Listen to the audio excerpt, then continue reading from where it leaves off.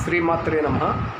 ఈరోజు మనం వాస్తు పరిజ్ఞానంలో ముఖ్యంగా టాయిలెట్స్ గురించి తెలుసుకుందాం. టాయిలెట్స్ బెడ్రూమ్లో వాయువ్యంలో కానీ ఆగ్నేయంలో కానీ నిర్మించాలి.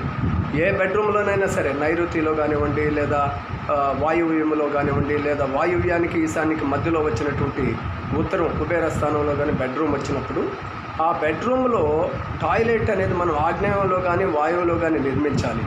ఒకవేళ నిర్మించినప్పుడు అక్కడ ప్రధానమైనటువంటి దోషం ఏంటంటే, మనం పరిశీలించింది వాయువ్యంలో కానీ ఆగ్నేయంలో కానీ నైరుతిలో ఉండేటటువంటి బెడ్రూమ్ కన్నా కూడా అక్కడ ఒక స్టెప్ ఎక్కువ పెట్టేసి ఇది ప్లంబింగ్ వర్క్ కోసం, ఆ పైపులు నిర్మాణం కోసం ఎత్తు పెట్టడం జరుగుతుంది.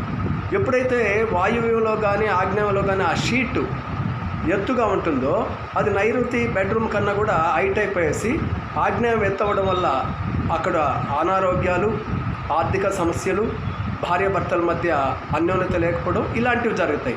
అదేవిధంగా వాయువులో కానీ ఎత్తుంటే ఇది సెప్టిక్ ట్యాంకు, ఆ టాయిలెట్, ఆ షీటు, మనం కూర్చునేటటువంటి లెట్రిన్ షీటు.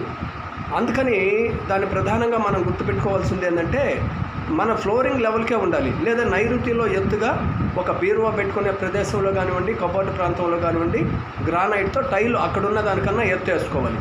లేదంటే మొత్తం టాయిలెట్స్ కానివ్వండి, బెడ్రూమ్లో గ్రౌండ్ లెవెల్ మొత్తం కూడా ప్యారలాల్గా ఈక్వల్గా ఉండాలి. ఒకవేళ అక్కడ హైట్ లేసిందంటే నైరుతిలో లేపాలి మనం.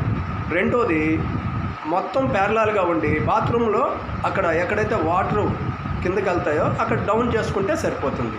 ఇది ప్రధానంగా దోషం. ఎక్కడైనా కూడా చాలా మనం సర్వజనంగా చూస్తుండేది ఏంటంటే, ఈ టాయిలెట్స్ షీట్ ఎత్తు పెట్టేస్తూ ఉన్నారు. ఎక్కువ హైట్ 1 feet 2 feet ఎత్తు అయిపోయేసి బెడ్రూమ్లో నైరుతి డౌన్ అయిపోతుంది. మొత్తం ఇంటికి మొత్తానికి నైరుతియే, బెడ్రూమే నైరుతి అవుతుంది. నైరుతి ఎప్పుడు కూడా ఎత్తుగా ఉంటే అక్కడ సంపదలు, మంచి ఆరోగ్యము, మంచి పేరు, యశస్సు, అనేక ప్రయోజనాలు వచ్చేదానికి అవకాశం ఉంటుంది. అందుకని మనం ముఖ్యంగా టాయిలెట్ షీట్ లెవెలింగ్ ఎంత ఉండాలి అనేది ప్రధానంగా గుర్తుపెట్టుకోవాలి. ఓం నమః శివాయ. శ్రీమాత్రే నమః.